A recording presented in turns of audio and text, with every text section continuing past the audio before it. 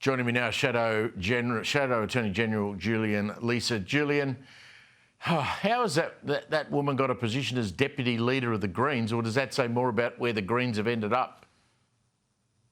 Well, I do think it says a lot about where the Greens have ended up, Steve. I mean, her conduct in the Parliament yesterday was just a disgrace.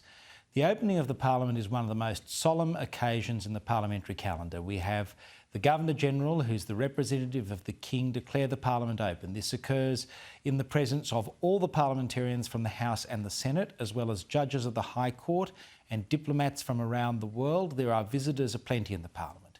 Senator Faruqi has the right to raise issues and questions in her role as a senator in the Senate using its normal processes. But to hijack the day and to put forward her disgraceful sign was reprehensible, and it was right that the Senate censured her today. But they could have gone further.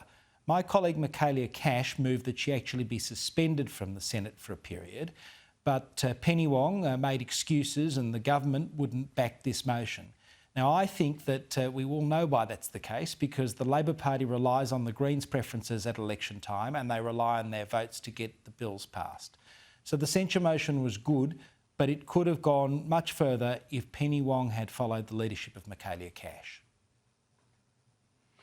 What justification did Senator Wong, our Foreign Minister, use to disagree with Michaelia Cash's motion? I mean, surely carrying a sign like that, wearing a keffiyeh, making stuff up in the Senate deserves some sort of sanction rather than just, you know, a tap on the shoulder, a tap on the hand.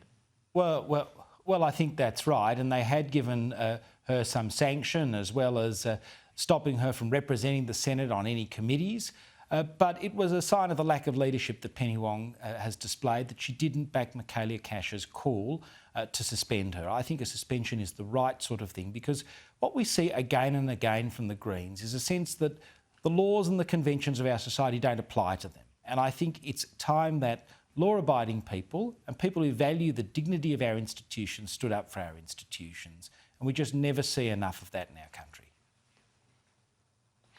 I mean, this is a difficult question for you, but if you rang her or went round and visited her office and sat down and said, listen, I'd like to have a chat to you about your views on what's happening in Palestine, and I'd like to have a chat to you about the facts of where the supplies of food are and why they're not getting through, and all of these allegations that Israel is committing genocide and trying to starve children to death, would she be open to a discussion, or is there just a closed book on this?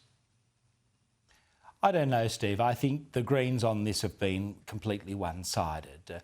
We all know what has to happen to bring what's happening in Gaza to an end, and that is for Hamas to release the hostages. There have been hostages there for nearly 2 years that they captured on October 7, and we want to see a Gaza with Hamas playing no role in its future. That has been our policy for a long time. That's what needs to happen, and that's the best way to resolve the conflict. No one wants to see people starve. People want to see the aid get through. But Hamas is the big obstacle here, and we shouldn't forget that. Julian, obviously I was just speaking with Barnaby Joyce, talking about his stand on net zero. He's on the backbench, so he's able to put forward a private member's bill. He wants Australia to walk away from net zero. You are supportive, in my memory, of the Australia being connected to net zero. You stood on your principles and walked away from a front bench job during the Voice campaign. If Susan Lee were to change the Liberal Party's support of net zero, what would you do? Well, we've got a process that's in place because, as Susan said many times, our values are not up for review, but our policies are. And we've established a special process to look at our energy policy. And that process is being led by the Shadow Minister for Energy, Dan Tehan. It involves people from the Liberal Party and the National Party, and all of us, myself included, and Barnaby too, have the chance to make submissions to that committee so that we've got a policy that we can take to the next election that will reduce power prices, because under this government power prices have gone up and up and up, improve reliability and also deal with emissions issues as well. So That's the process that we've put forward, and that's the process that we're all going through at the moment. It's a divisive issue. It has caused the coalition trouble in the past. How hopeful are you that you can come to some agreement with the Nationals and move beyond this? Because Labor's just going to make a meal of it if you go back to pulling each other's arms off over this issue, aren't they? Well, the biggest issue, of course, Steve, is getting prices down. This is one of those issues that really affects family budgets. We all remember before the last election, the Prime Minister promised he'd cut energy bills by $275.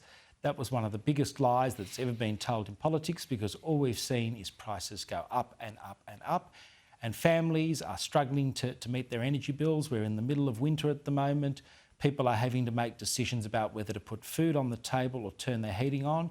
We are one of the richest countries on the planet. We should be able to do. We shouldn't have to put people in that situation. And that's why we need a sensible energy policy. And I have great confidence in Dan Tehan and the team that we will arrive at a sensible energy policy between now and the next election. Good on you, Julian. Thanks for staying up for us. Appreciate it very much.